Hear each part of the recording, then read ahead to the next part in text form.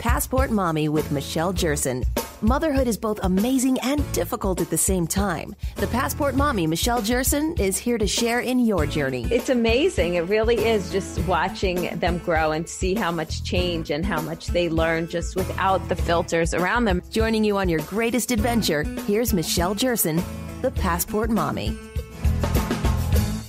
Welcome to the show. I'm Michelle Jerson. As you know, I love speaking with moms who start businesses. And so I'm always looking around where I live locally to see what moms have started businesses. And there was one in particular. Her name is Amy Brenner. She is the owner of My Gym in Orange and Fairfield, Connecticut.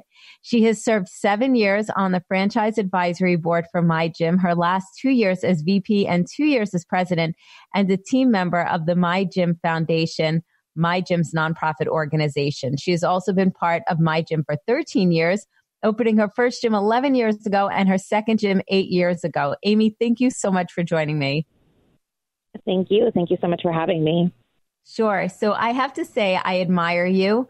I think it takes a lot to decide to open a franchise and one that caters to the little people population. And I think it's so impactful what you are doing in the communities. So tell everybody a little bit about My Gym.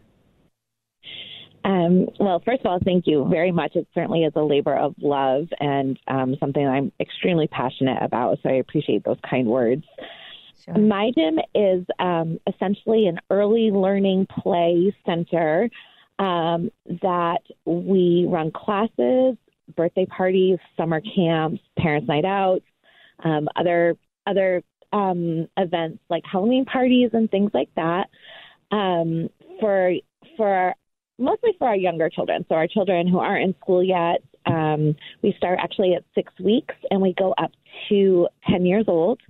But our bulk of our classes are our younger kiddos who are still, home with their parents, and we get to do really, really fun, high energy classes with them, incorporating music and some gross and fine motor skills and games and puppet shows.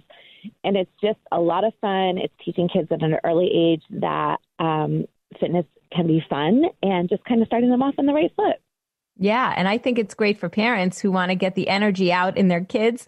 And it's a good place for them to not only come and run around, but also I've brought my daughter there. She's taken a class so far. My son is 7 months, so he hasn't started yet, but he's watched. And I think it's great because it just utilizes their muscles that could be the foundation of any type of activities that they'd like to do in the future. So how can people take classes at My Gym? And tell me a little bit about what else the gym offers. Absolutely. So we work on a rolling enrollment, so people can just sign up, based on their own schedules. We work on a 4-week system. So every 4 weeks, families just are on their own enrollment. They can sign up online. They can sign up over the phone. They can sign up in person. We do offer a free trial class if people have never been to the gym before and would just like to kind of see what it is that we do. Welcome to come in and try it. Our schedules are online. And we try and make it as simple as possible. So, any of the avenues that you can enroll, we do our best to make sure that it's seamless for you. And as far as the other things that we do, so I touched on it a little bit before, we offer birthday parties all weekend long. We close down our gym for classes, and we run very, very fun, very beautifully choreographed birthday parties where the parents really don't have to do much at all. They bring in whatever food they choose to bring in. They bring in goodie bags if they choose to do so, and we essentially do everything else. All the setup, all the cleanup, all of the activities in the gym, the serving of the food. So it's really nice because the parents can really just kind of enjoy the party and have a lot of fun. And we try and incorporate the parents into the party as much as we possibly can as well. We also do summer camps. So we shut our gym down for a week in July and a week in August, and we just run summer camps. They're all themed. We do arts and crafts. We do story time. We do activities in the gym. We feed them a snack. We do parents' night out once a month. So on a Friday night, we have parents drop off their kiddos. Parents can go have a date night or go home and binge watch their favorite show for a little while. Do anything other than with kids. Anything. Yep. I was going to say do laundry, but that's not really that fun. Go to the grocery store by yourself. Anything is a break. Yeah, exactly. And we feed them dinner and do activities in the gym, and then we kind of slow it down towards the end of the night and do kind of more quiet activities to kind of get them ready to kind of head off to bed, which is a lot of fun too. We really enjoy doing that. Yeah. And what ages are those? Do you take all age kiddos? Our parents' night out, we just ask if the child is potty trained. Okay. So from potty trained, through what our limit is, which is 10 years old. Got it. But we do it in Orange. We do it once a month on a Friday, and it's a very popular event, and it's a lot of fun too. We have a lot of fun doing it. So tell me about your charity arm. Yeah, the My Gym Foundation. Yeah. So My Gym has a nonprofit organization called the My Gym Foundation. It is a organization that gifts children facing cognitive or physical disabilities with equipment that is going to improve their daily quality of life. So we gift, numerous items, but some of the most popular ones are a Firefly splashy bath seat, where once the kiddos are kind of getting too old for them to use like a traditional bath seat that you would use for a baby. It allows them to sit up safely in the bath. It's a 5-point harness. It's a great piece of equipment because you can actually take it to the beach with you. You can take it, just to be able to go have them sit outside. It allows them to sit up on their own, which a lot of the children that we serve are not able to do. We purchase cooling vests for children who can't regulate their own body temperature, all sorts of adaptive pieces of equipment to help children just have the best life they possibly can have. That's incredible. That's really amazing. And to be involved in a franchise that does something like that must be very rewarding, in addition to everything else that you do for the community. So I have to ask you, what made you open a My Gym? What made you say, you know what, I'm going to get into this franchise life and dive into it? Yeah. So I actually worked for a My Gym prior to owning one. I have a degree in English, and other than my love for creative writing, there wasn't a lot of opportunity after college.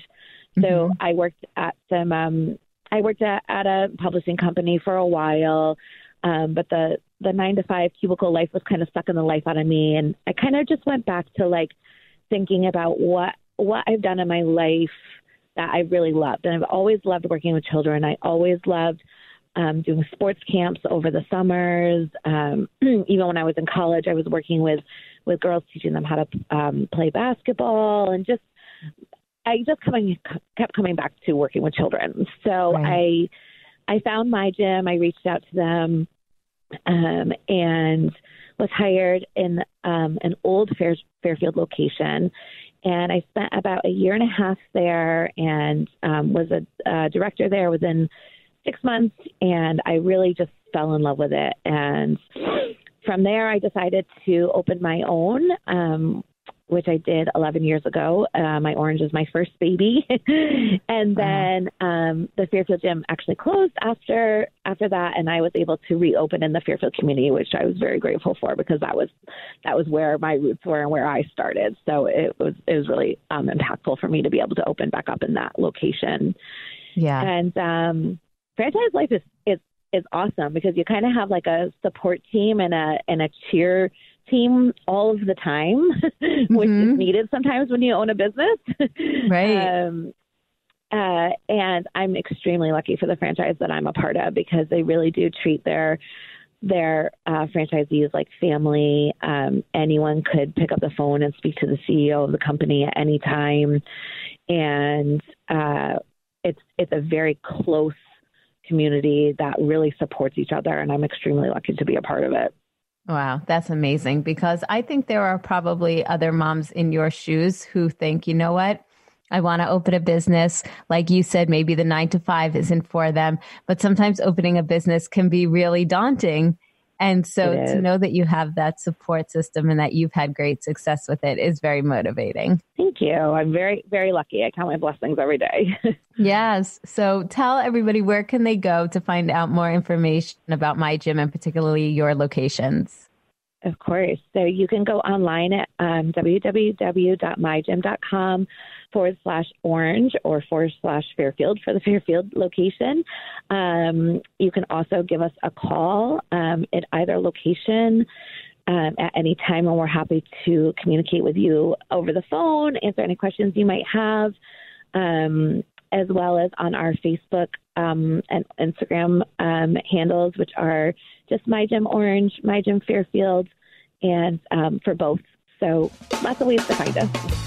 Perfect. Amy Brenner, thank you so much, owner of My Gym in Orange and Fairfield in Connecticut. I really appreciate you being here today. And I know my kids absolutely loved their first few classes at My Gym, and we look forward to coming back for many, many more months. I'm Michelle Jerson. More coming up in a few.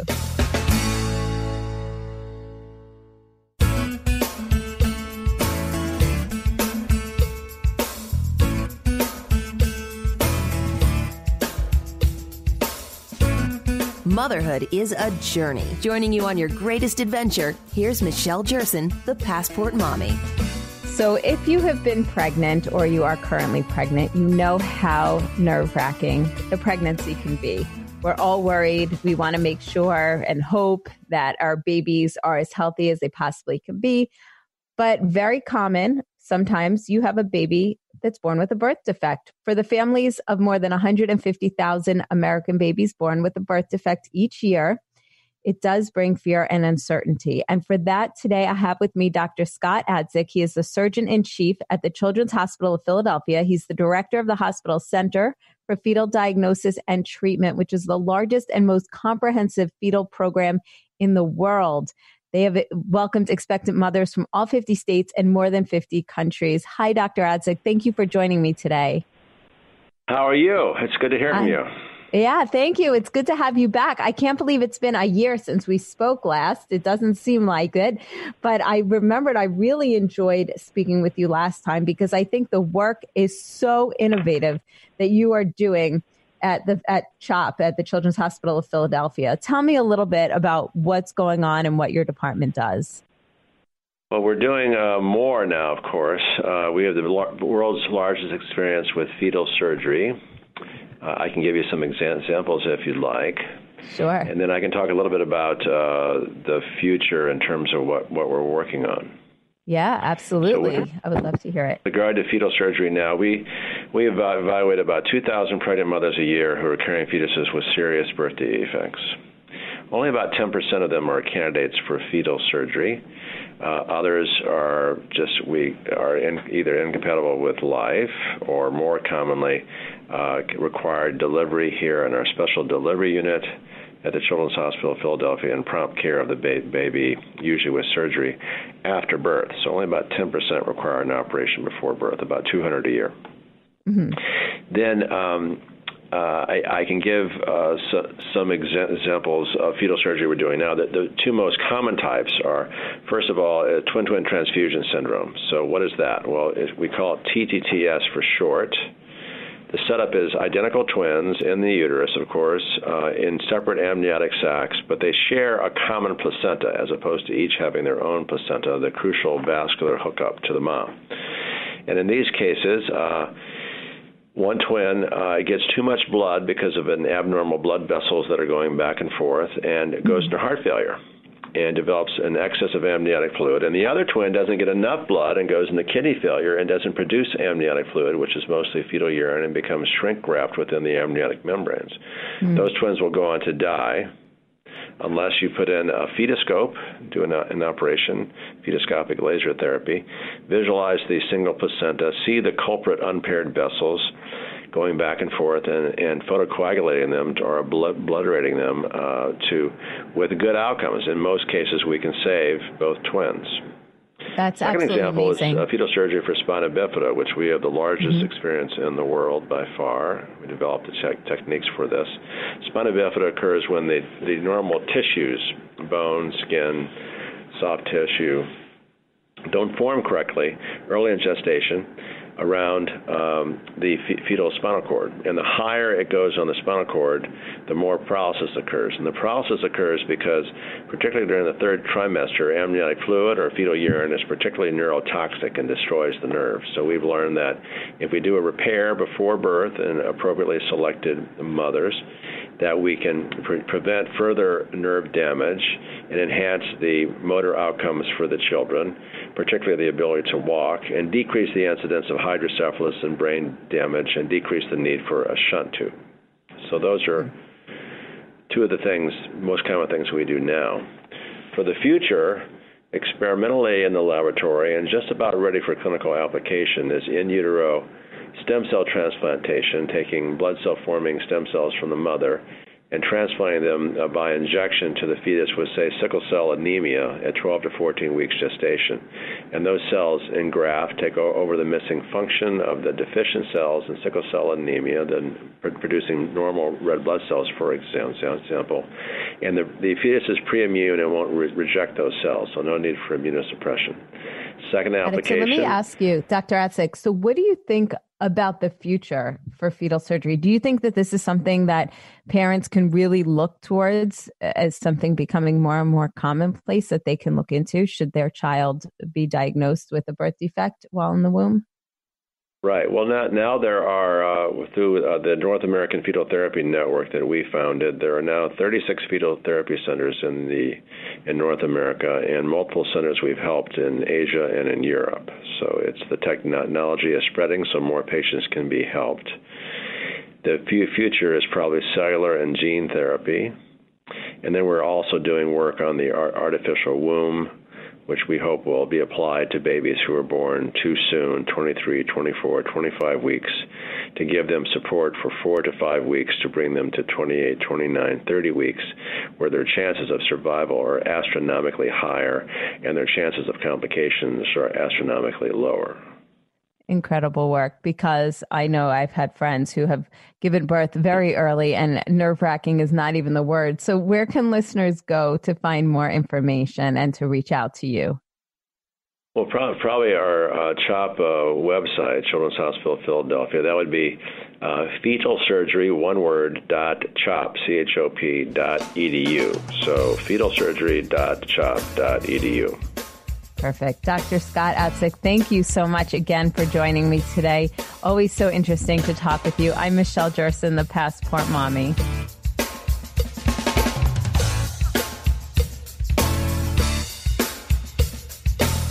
Passport Mommy with Michelle Jerson.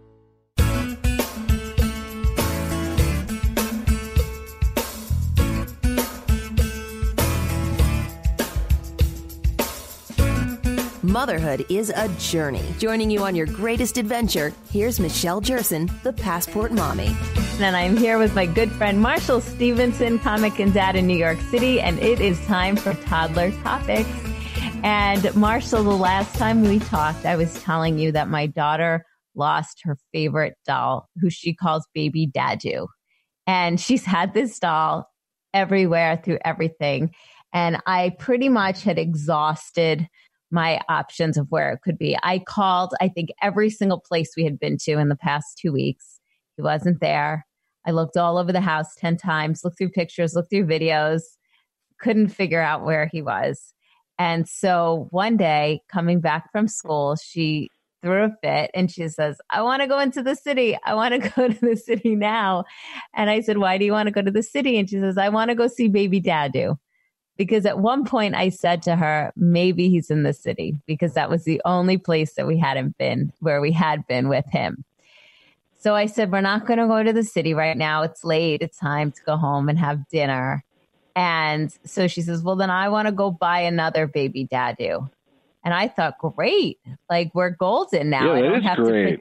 Yeah, right? I was like, I don't have to pretend that you replaced it.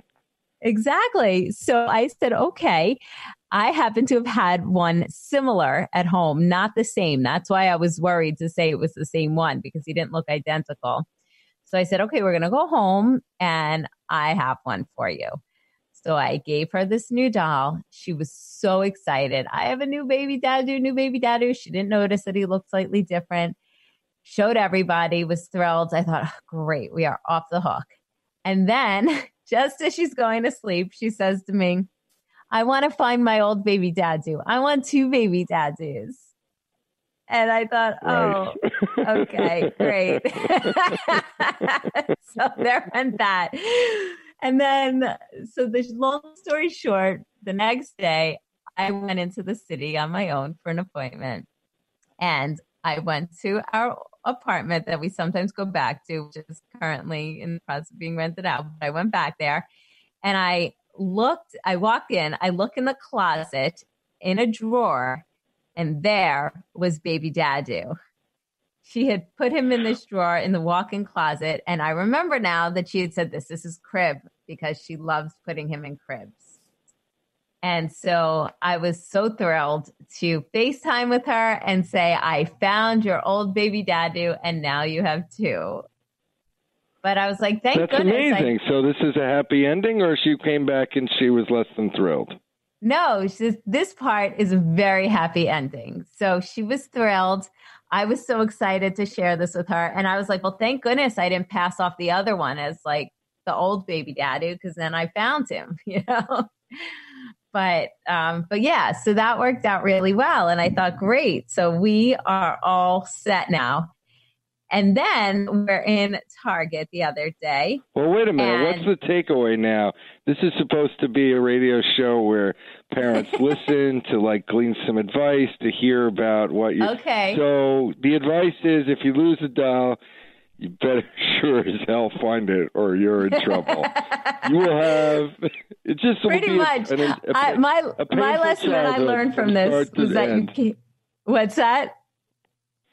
It'll just be a painful childhood from start to end if your child loses her baby dadu and you don't find it again. I mean, that's the moral. Like, you have one option. Find the baby doodah, whatever, and how did I get it right the first time? And then I forgot. Anyway. No. But you're right. But, you know, I also learned that I can't pull one over, and I'm glad I didn't try to. My mom was like, you should have just said it was the same one. And if she asked why it was different, you make up something. And then after that, after the second one was found, my mom says, I hope you're going to put one away because she doesn't need 2. I was like, are you kidding? I was like, are you kidding to put one away? This new baby dadu is different because this baby dadu had cosmetic surgery. Right, exactly. This baby dadu had a facelift, honey. That's why. It's really the same baby dadu, but there's just been some nipping and tucking in the face of the old baby dadu. Right, exactly. Eyebrows clipped a little bit, rosier cheeks. Why was it a little different? Aren't these like assembly line dolls? Are they like handmade dolls that all have their own personality and you get sent a birth certificate and stuff? Yeah, no, these are assembly made dolls, but the company is the type of the doll. It's called Perfectly Cute Dolls, and they're sold in Target. They're like $10 each. So thank God, not a huge, investment there. But the one that I got for her, for whatever reason, that look was discontinued shortly after I got it for her last November. And so they had that same one, but with blonde hair. They had that same one with brown hair, but the eyebrows were different. And I even called the manufacturer. I called Jack Specific, which is the toy brand for it. And I said to them, do you sell to consumers? And they said, no. And I said, what if there was something wrong with the doll? Oh, well, then we could replace it. I said, oh, okay. So can you tell me if you have this one in stock? And she's like, well, is there something wrong with it? Do you have your receipt?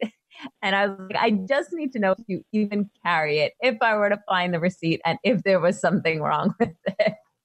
And she had said, no, they no longer make that one, that it was an old one. You would think a doll company would empathize with this because right? you know that every parent, sooner or later, you lose something like that, or at least most parents. So these manufacturers, the dolls, should be like, yes, of course. Yes, Right. of course, Michelle. We can help you out. And then they have a price which is very high, and then everybody's happy, including the company. But they must anticipate this, or they should anticipate it. Exactly. I know. Look, I can understand they only sell to businesses, but I was disappointed to hear that. But I was proud that I got out of her, because I thought, okay, if they do have it, I will find a way to get Well, maybe you could tell her, listen, the baby dadu that you had, we threw it away because it had become obsolete because they had upgraded and had better baby dahus with better hair and better lips and better foreheads. And so the baby, you don't want the old baby one. We had to get rid of it to replace it with the new one because they'd upgraded. And you have to upgrade because then it won't be compatible with with future baby dadu brothers and sisters. With the baby, that's right. They won't be compatible, and they won't be able to communicate with the other baby dadus. And we've come out with a new line of blonde hair and brown eyes and blue eyes, and your baby dadu is now an obsolete model. Yeah, see what she says. Just what a 2.5-year-old wants to hear. But along these lines of these perfectly cute dolls, so we were in Target the other day. And so now she has 2 baby dadus. And when we were in Target a few weeks ago, I let her get baby dadu's brother, which is the one that looks like baby dadu, but with blonde hair. So she has 3 of these types of dolls. Then we're in Target with my husband and my son, and she goes down the perfectly cute doll aisle again. And she sees they make ones that are girls, and they make, there was an African-American doll. There was a blonde hair, blue-eyed girl doll with dresses. She pulls the African-American one off the shelf. She pulls the 2 blondes off the shelf, and she's walking around the store with the 2 boxes. And she says, I'm going to buy these. We're going to get these too. And I said, no, honey, we have enough dolls at home. Oh, no. She walked everywhere with these dolls, making announcements everywhere that she was bringing these home. And so then she ran to the exit of Target to try to run out with them. And I said, no, we're putting them back. And she was hysterical. And I finally got her to put them in a shopping cart. And I said, we will come back another time. But truth be told, we had one girl doll at home of these that my husband had brought home a while ago. And I said, if we go home, we have one that looks just like this one at home. But she would not hear of it. And this was the beginning of the first full-on crazy tantrum that I have ever experienced. All right. First of all, why you keep the common theme is that you're going into Target and then she's finding these dolls. Can we prevent it at the source by either not walking into Target, or if you are going to go into Target, stay in the Tupperware aisle and don't go to the Dadu dolls and because yes. Clearly, well, how about stay out of Target? How about do your shopping somewhere else? Well, yes, that could be done. Section. But we were going into the mall, which has Target in it, to go eat. And then she said she wanted to show my husband the car that she always likes to go in and ride at Target, because my husband's never with us usually when she does this. So she brought him in and wanted to show him the car. And then from the car, she knew exactly where the dolls were. And so she ran down that aisle. So, yes. Yeah. So, but it was, the tantrum was amazing. I couldn't get her in her car seat. It was full on arms and legs, kicking and screaming. People walking by saying, oh, don't miss those days, or, oh, been there, done that. Oh, yeah, don't you love those people? Yep, exactly. At least they're not scowling at you and being like, what kind of parent are you? At least they're sympathetic. Well, I don't know. Were there any like that? Did anybody kind of turn their nose at you? Because, And anyway, no. what's the? So you couldn't get her in the car seat in the car, right? So after you already told her she had to put brother doo-doo back in the cart, you went back out to the parking lot, and now you can't get her in the car. Right. Could not get her in the car. So she's already hysterical. And Did she throw the dolls? That usually happens, like when she finally gives up. Or do you rip it out of her hands and like she was hanging on for dear life?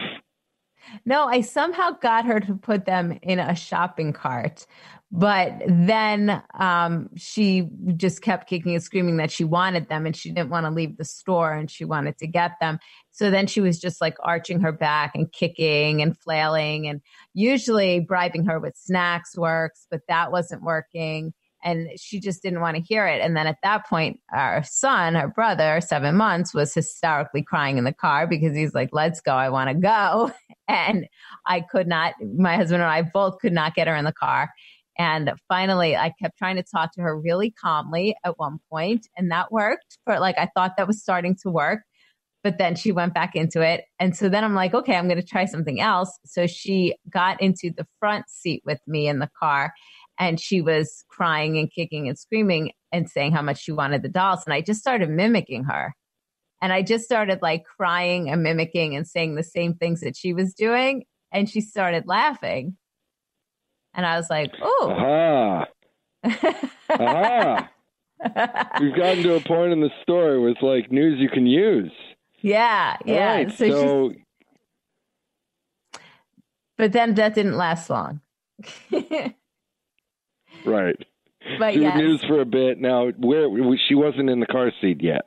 No, was not in the car seat. Because once she's in the car seat and strapped in, you can like be a little more zen about it, right? Exactly.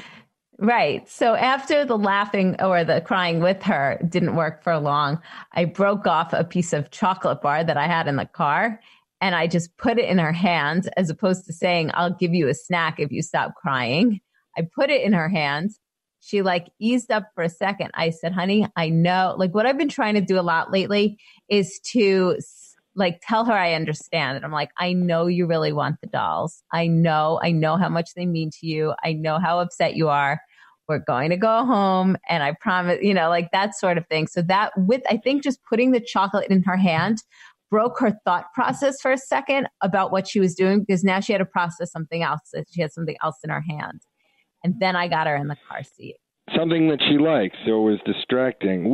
Sometimes we do something like, would you like to get in the car seat now or in 2 minutes? Right. Give you want 2 minutes? Okay, press this button. But I think she's wised up to that too. By the way, we haven't had the meltdown in the store. Mm-hmm.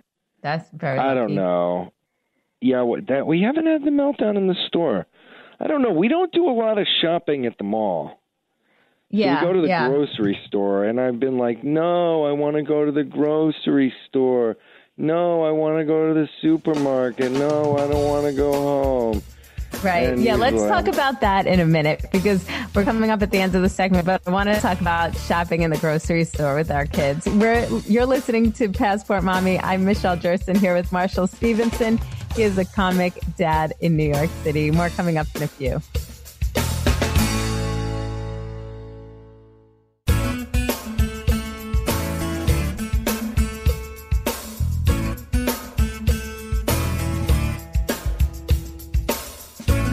Motherhood is a journey. Joining you on your greatest adventure, here's Michelle Jerson, the Passport Mommy.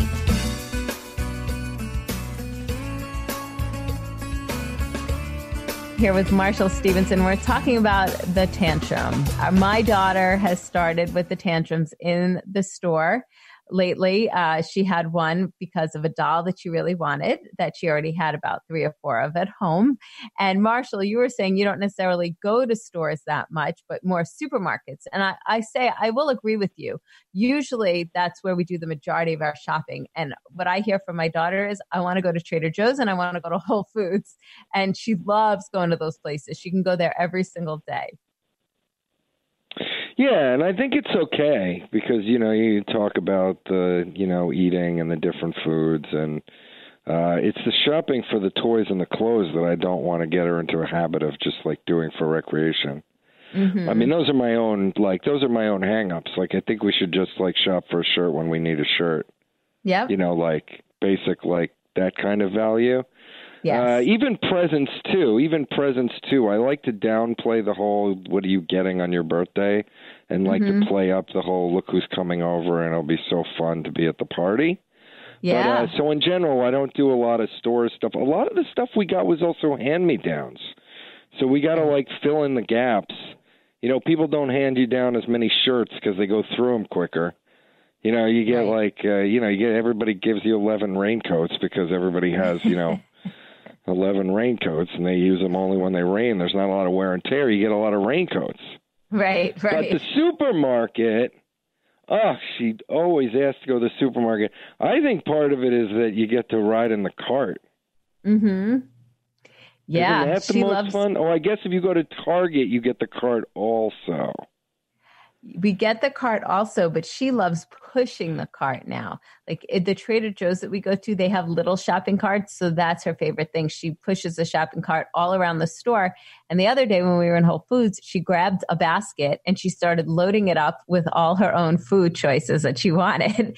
And then she's lugging this basket, like barely able to carry it, but she keeps pushing stuff into it. What did she choose as the products that she likes? Let's see. She chose Bunny Rabbit snacks, Annie's Bunny Rabbit snacks. She chose a big thing of pasta, a pack of 6 types of yogurt. What else did she have in there? Cupcakes. It was definitely a mixture. That's and then pretty good. What's that?